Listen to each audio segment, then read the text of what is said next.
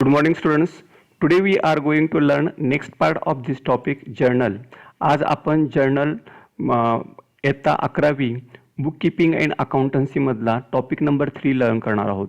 या अगोदर आपण पेज नंबर 54 पर्यंत लर्न केलेला आहे आणि आज आपण 55 हा पेज नंबर लर्न करूया.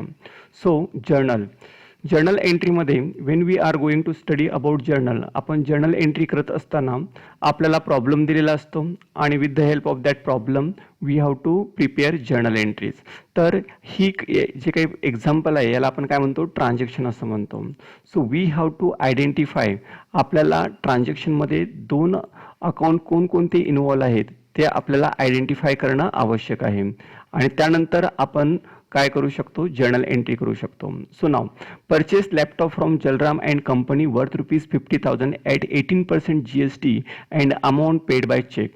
तर आपण जलराम अँड कंपनीकडून एक असेट्स परचेस केलेली आहे, त्या असेटचं नाव आहे laptop.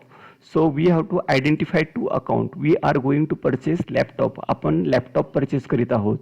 So this amount which is paid by cheque. So cheque means amount or bank balance is going to be decrease. आपलं बँक बॅलन्स डिक्रीज होणार आहे. ठीक आहे. तर दोन अकाउंट इन्व्हॉल्व आहेत. एक आहे तुमचा लॅपटॉप. तर लॅपटॉप अकाउंट हा ॲज पर द रूल्स, हा लॅपटॉप कशाचा एक्झाम्पल आहे, रिअल अकाउंटचा रूल्स आहे.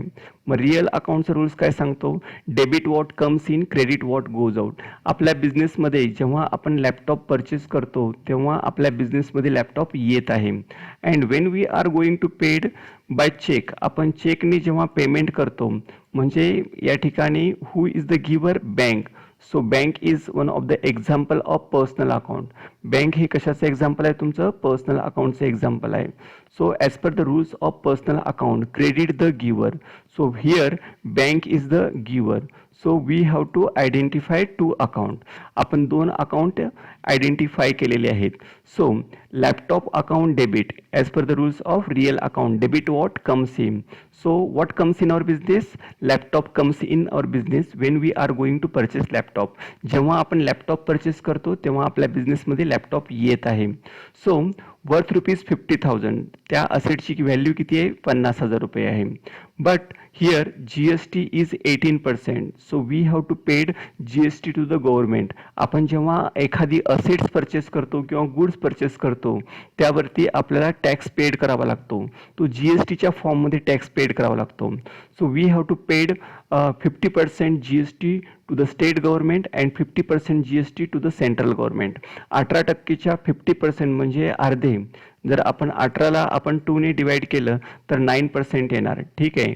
9% सेंट्रल गव्हर्नमेंट अँड 9% स्टेट गव्हर्नमेंटला आपल्याला टॅक्स पेड करणं आवश्यक आहे. So the value is 50,000.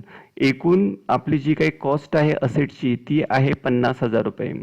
या 50,000वरती आपल्याला 9% टॅक्स कॅल्क्युलेट करायचं आहे सेंट्रल गव्हर्नमेंटसाठी. तर कॅल्क्युलेट करूया 9%. So 9 divided by 100. Percentage means divided by 100. So here this 20 and this 20 will be cancelled, and now we have to multiply 500 into 9, that is 4,500. हे 4,500 आपल्याला घ्यायचे आहेत. So 4,500 we have to paid to the central government and 4,500 we have to pay to the state government. So this is our expenses. So input GST and input SGST. So this is the example of nominal account.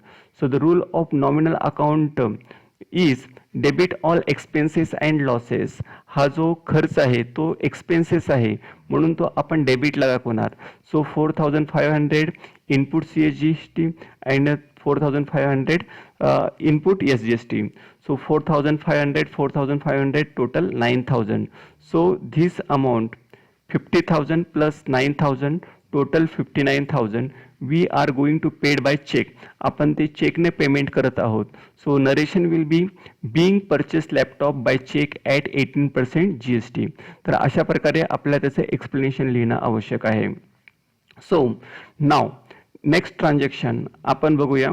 Second transaction आहे तुमची sold motor car for ₹1 lakh at 28% GST and amount received by check.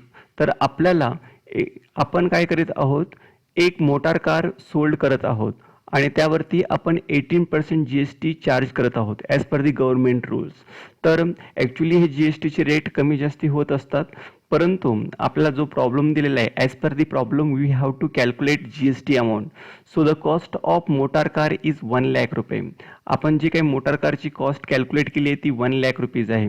आता 28% GST असेल तर त्याच्या 50% म्हणजे 28%च्या अर्धे म्हणजेच किती आहे, 14%. आणि परत 40% सेंट्रल गव्हर्नमेंटला 1,00,000 आपण GSTची अमाऊंट कॅल्क्युलेट करू शकतो. हे 1,00,000 घेऊया. 1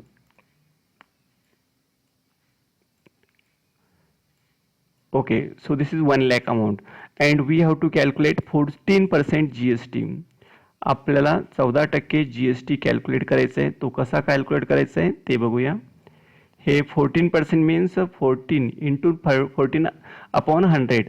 This 0 and this 0 will be cancelled, and when we are going to multiply this 1,000 into 14, amount will be 14,000.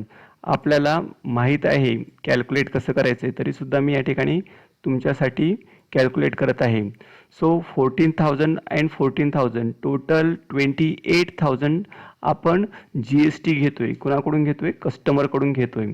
ठीक आहे, कारण आपण मोटार कार एकूण 1,00,000ची मोटार कार सोल्ड करत आहोत आणि GST म्हणून एकूण किती 28,000 घेत आहोत.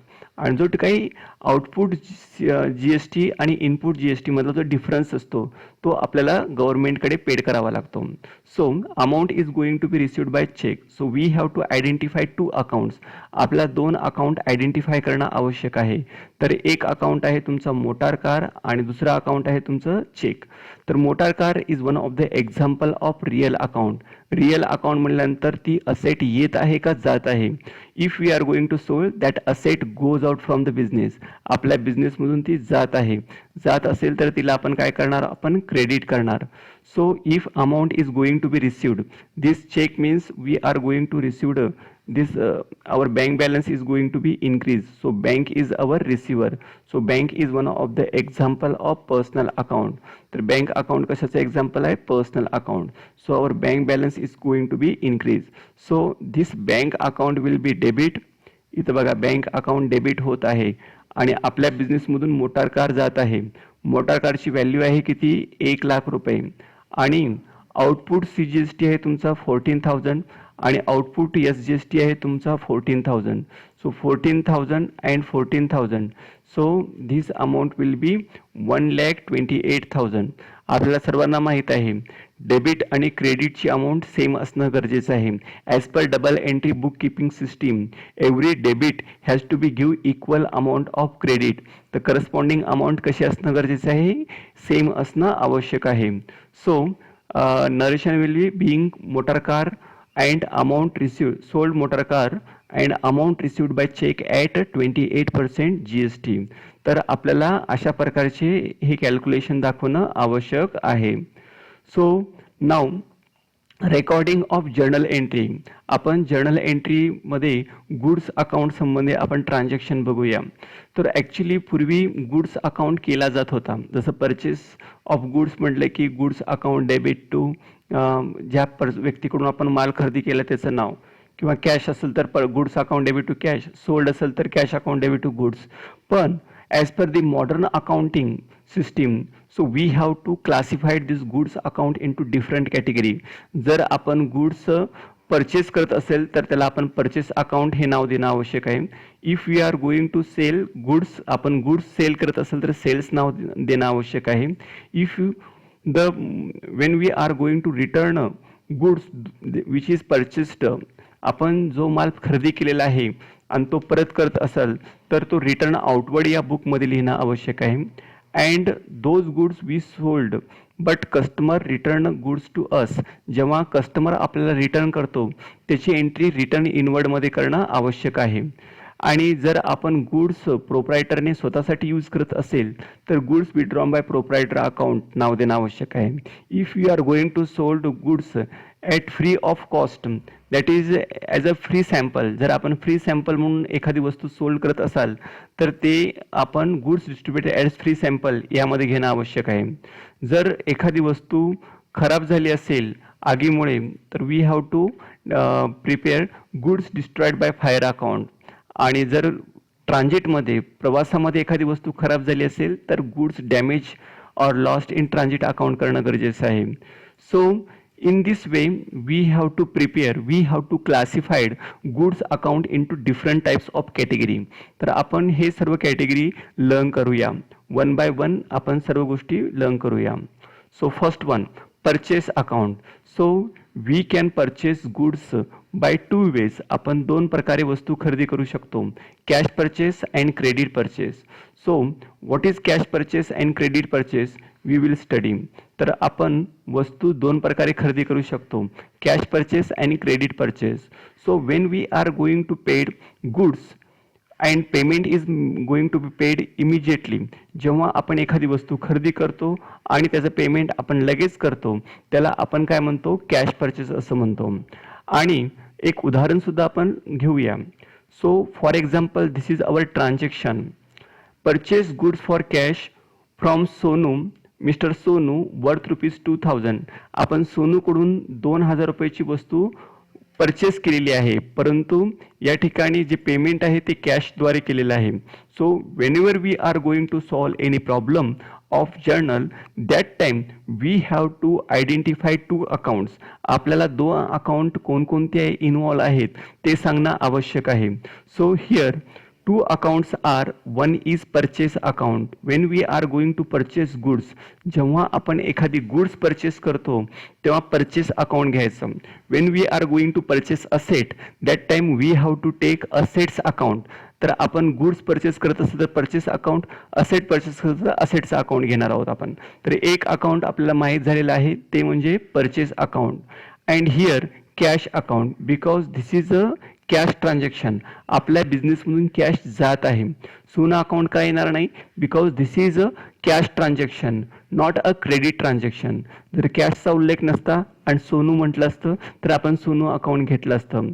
So we have to identify this purchase account is one of the example of nominal account. Purchase account हे कशाचं एक्झाम्पल आहे तुमचं, नॉमिनल अकाउंट. नॉमिनल अकाउंट म्हटल्यानंतर we have to identify whether that expenses or income. तर परचेस हा खर्च आहे, खर्च असेल तर आपण ते, एक्सपेन्सेस असेल तर आपण ते अकाउंट डेबिट करणार आहोत. So we have to debit that account. And here cash account. Cash account is one of the example of real account. Cash account हे कशाचं एक्झाम्पल आहे, रिअल अकाउंट. रिअल अकाउंटचा रूल्स काय सांगतो, debit what comes in, credit what goes out. जेव्हा आपण एखादी goods purchase करतो तेव्हा आपल्या बिझनेसमधून कॅश जात असते. सो आपल्याकडे कॅश येत आहे का, जात आहे. कॅश कम्स इन और goes out. Here cash goes out. This is our expenses. Expenses म्हटल्यानंतर आपल्याकडून कॅश जाणार, तर आपल्या बिझनेसमधून कॅश गोज आउट आहे. तर गोज आउट असेल तर ते काय असणार, तुमचं क्रेडिट असणार. So here one account we have to debit, that is purchase account. As per the rules of nominal account, debit all expenses and losses. Purchase is our expenses. And to cash, because cash goes out. तर cash आपल्या बिझनेसमधून जात आहे. किंवा as per the rules of modern approach, modern अप्रोचनुसार expenses नेहमी डेबिटला दाखवतो आपण. आणि असेट आहे कॅश. कॅश जर डिक्रीज होत असेल तर कॅश अकाउंट क्रेडिट होणार. Now next one is credit transaction. Credit transaction means काय, when we are going to buy or when we are going to sold goods on credit basis. जेव्हा आपण उधारीवर माल खरेदी करतो किंवा उधारीवर माल विकतो तेव्हा आपल्याला त्या ठिकाणी दाखवायचं आहे ट्रान्झॅक्शन. तर ॲक्च्युली जर आपण उधारीवर माल खरेदी करत असेल किंवा उधारीवर माल विकत असेल तर त्याला आपण क्रेडिट ट्रान्झॅक्शन म्हणतो. पण क्रेडिट परचेस म्हणजे काय, when we are going to buy goods on credit basis. आपण वस्तू खरेदी करतो but payment is not going to paid immediately. आपण लगेच पैसे देत नाही. So let us see one of the example. Example number 2. So purchase goods from messrs Sonali worth ₹15,000 on credit. आपण we have to identify two account. आपल्याला 2 account identify करणं आवश्यक आहे. So first one is purchase account because we are going to purchase goods. आपण goods purchase करत आहोत म्हणून purchase account एक येणार. हिअर क्रेडिट आहे. क्रेडिट म्हणजे उधारीवर व्यवहार आहे.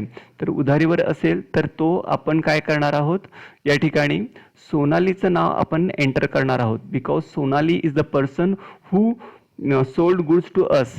आपण परचेस करतो तर सोनाली देत आहे.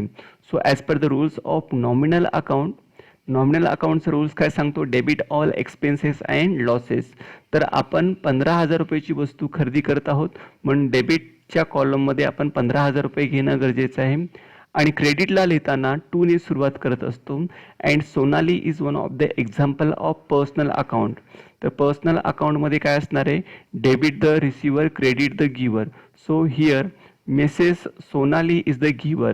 So 15,000 we have to show on credit side, means this column, credit amount rupees column. Okay. तर आपण कॅश परचेस आणि क्रेडिट परचेस या संबंधी बघितलेलं आहे. त्यानंतर आपण बघणार आहोत परचेस रिटर्न. त्यालाच आपण रिटर्न आउटवर्ड असं म्हणतो. So when we are going to return goods to the seller, जेव्हा आपण सेलरला वस्तू परत करतो का, तर goods not according to sample, आपण ज्याप्रमाणे ऑर्डर केली असेल त्याप्रमाणे गुड्स नसेल. गुड्स आर इन्फिरियर क्वालिटी, वस्तू हलक्या दर्जाची असेल.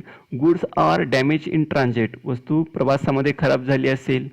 गुड्स आर डिफेक्टिव्ह, वस्तूमध्ये काही दोष असेल. Goods are received in excess quantity than order, वस्तू आपण ऑर्डर केलेल्यापेक्षा जास्त क्वांटिटीने आलेली असेल. Delay in supply of goods, वस्तू आपल्याला वेळेवर भेटली नसेल. So all this are the reason we can return goods to the seller. आपण सेलरला गुड्स रिटर्न करत असतो. आणि जेव्हा आपण परचेस करतो तेव्हा परचेस अकाउंट आपण डेबिट करतो. जेव्हा परचेस केलेला माल खराब असेल किंवा कोणत्याही कारणास्तव जेव्हा आपण परत करतो तेव्हा परचेस रिटर्न अकाउंट काय होणार, क्रेडिट होणार. Okay. So now let us see one of the example. Return goods worth ₹200 to Mrs Sonali. बघा या ठिकाणी आपण सोनालीकडून माल खरेदी केला होता 15,000 रुपयाचा, परंतु आपण या ठिकाणी आता तोच माल आपण सोनालीला परत करत आहोत. कारण काय की वस्तू काहीतरी खराब असेल किंवा whatever the reason. Here example is goods return to Sonali. आपण सोनालीला वस्तू परत करत आहोत. So as per the rules of personal account, personal अकाउंटच्या रूल्सप्रमाणे Sonali is the receiver. Sonali हे पर्सनल अकाउंट आहे आणि पर्सनल अकाउंटचा रूल्स काय सांगतो, डेबिट द रिसिव्हर. जेव्हा आपण सोनालीला माल परत करतो तेव्हा सोनाली काय करते, रिसीव करत आहे. And Wien goods goes out from the business, जेव्हा गुड्स आपल्या बिझनेसमधून जात असेल किंवा परचेस केलेला माल कमी होत असेल तर त्याला आपण काय म्हणतो, रिटर्न आउटवर्ड असं म्हणतो. So we have to identify two account. इथं रिटर्न गुड्स म्हणजेच कुठला अकाउंट, परचेस रिटर्न. आपल्याला सर्वांना माहीत असणं आवश्यक आहे परचेस रिटर्नचं जे अकाउंटचं जे बॅलन्स असतो तो नेहमी क्रेडिटलाच असतो आणि परचेस अकाउंटचं बॅलन्स नेहमी डेबिटलाच असणार आहे. ठीक आहे. तर हे परचेस अकाउंटचं बॅलन्स नेहमी डेबिटलाच असणार आहे. मग ते कॅश परचेस असो किंवा क्रेडिट परचेस असो. तर ह्या गोष्टी आपल्याला नोट डाऊन करून ठेवायची आपल्या नोटबुकमध्ये. ओके. नेक्स्ट वन इज आपण बघूया सेल्स संबंधित ट्रान्झॅक्शन आहे, कॅश सेल्स आणि क्रेडिट सेल्स. आपण नेक्स्ट ट्रान्झॅक्शन मध्ये तो भाग लर्न करूया. पेज नंबर आहे 57. Okay, so thanking you for watching my video. Please like, share and subscribe our channel.